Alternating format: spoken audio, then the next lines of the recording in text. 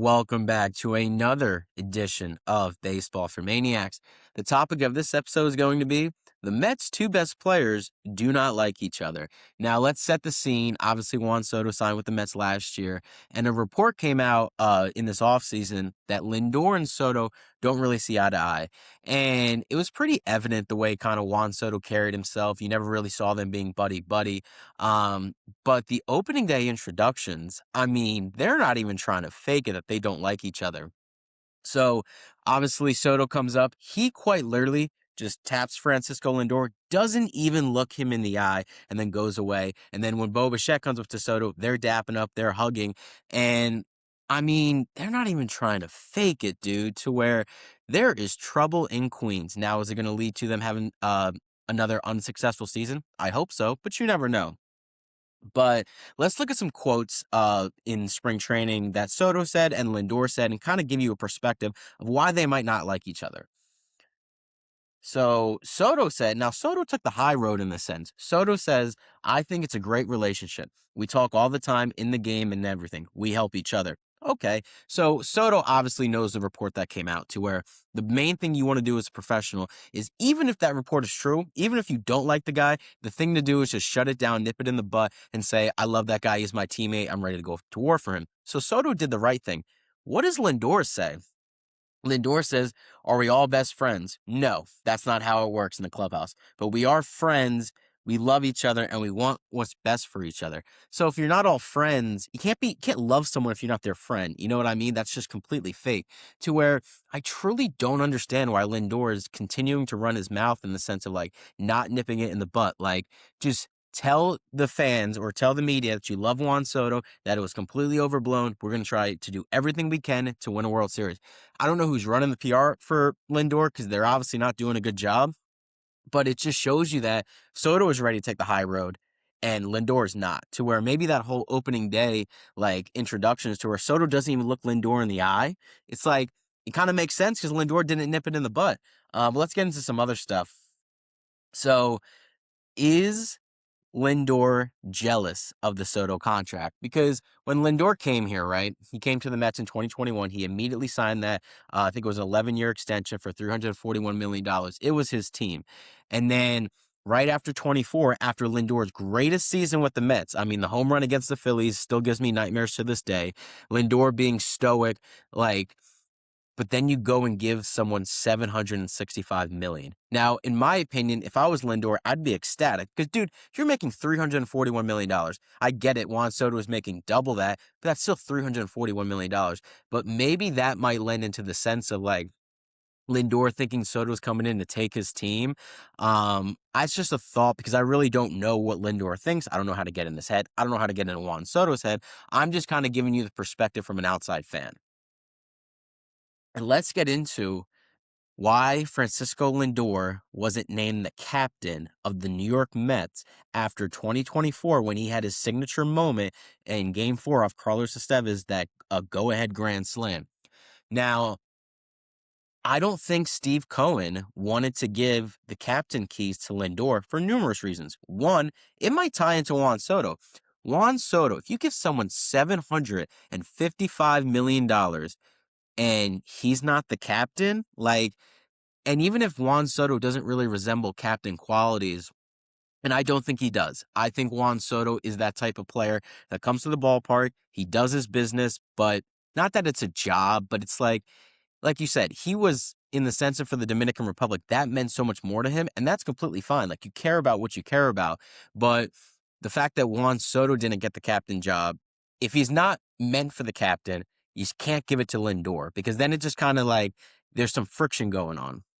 And I'm sure at that point, because I remember I think it was David Wright's retirement. Everyone thought that Lindor was going to get the captain job. Maybe Steve Cohen nipped that in the butt because he already got wind that Soto and Lindor weren't really the best of friends, to where that probably would have, made that whole relationship get even worse. I don't know, just thinking. But I think there's also some other qualities into Lindor that doesn't make him a captain. 2021. September collapse, and not only a September collapse, if you guys remember, I'm sure the Mets fans remember, Lindor was booing his own fans. Obviously, when the Mets were collapsing, the Mets fans were not happy with it. Rightfully so. They wasted away a playoff spot. They were first place in the NL East in August. So the fans were booing him, and he had a great idea to, when they started like hitting and doing well, to go like this at second base. Steve Cohen had to shut that shit down immediately. He was like, "This is disrespectful. This is not a what's the word? Not resembling the Mets organization. They're never going to do it again." He had to talk to Lindor to where that's not captain qualities. To where maybe in that year, 2021, Steve Cohen was like, "I'm never giving this guy the captain keys." And then in 2022, he collapsed again. The Mets collapsed in September, losing the division to the Braves and then getting beat in 3 games to the San Diego Padres. And then 2025, another collapse to where it's like, Lindor does not deserve the captain keys if he's part of 3 collapses and booing his own fans. Now, let's get into the Bryce Harper, Kyle Schwarber comparison to where Bryce Harper is essentially the face of the Phillies. I think it's Kyle Schwarber now, but overall in the last 7-8 years, it's been Bryce Harper. The Phillies didn't make the playoffs until Kyle Schwarber came. I think Kyle Schwarber is the leader in that clubhouse. I think Bryce Harper is more like Juan Soto, to where he leads by example, but he's not really a vocal leader. Kyle Schwarber is. And I do think with Bryce Harper's, and again, I don't think he's not elite anymore. I think he's a damn good player. I think he's going to have a great year. But 2025 was not up to par. Kyle Schwarber had his best year, to where at this point in their careers, Kyle Schwarber is beloved. Bryce Harper, for the first time in his Philadelphia Phillies career, there's some doubt. To where in the back of Bryce Harper's head, I think he's a little envious of what Kyle Schwarber's doing, but Bryce Harper handles it so much better than Francisco Lindor. Bryce Harper says all the right things. He doesn't like spew up anything that would give the media like Philadelphia. And the New York and Philadelphia media are exactly the same. They will take the littlest bit of information and run with it. To where Bryce Harper is never showing any of that kind of like envious or jealousy. He might not even have the jealousy, but if he does, you won't tell it. Lindor has shown with the way he speaks, saying, "We're not all best friends." There's no need to say that, to where I think that's just like kind of gives you another end of the spectrum for 2 other star players with Kyle Schwarber and Bryce Harper, and then Lindor and Juan Soto.